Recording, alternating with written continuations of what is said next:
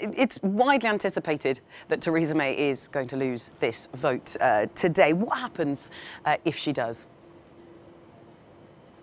Morning, Belle. At the beginning of what will certainly be a very historic week here in Westminster, but where that history will take us, well, you're quite right, nobody quite knows.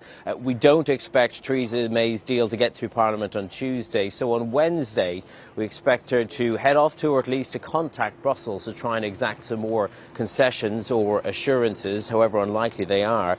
But she has just 3 days to present a new plan to Parliament, in which time Labour has suggested that it might table a motion of no confidence in the government, which could trigger a general election. That said, Labour does not necessarily have the votes to turn that into a reality. But the other major historic, some would say, change in the rules here in Parliament put into place last week is that now backbench MPs have their opportunity to put their own ideas to a vote, perhaps for a Norway-style relationship with the European Union, or perhaps for a second referendum on Brexit altogether. It's all gearing up to being a very long week in politics.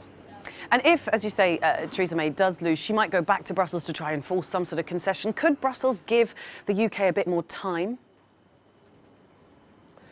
Well, important to stress, first of all, Theresa May is not talking about asking for more time. That would certainly be politically incendiary.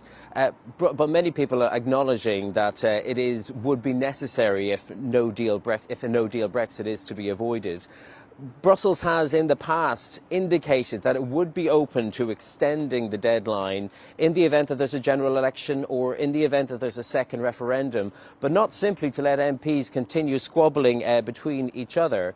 Worth also remembering that the European Court of Justice says the UK has the option to suspend the whole process if it were to so choose, but that would be another kind of political time bomb.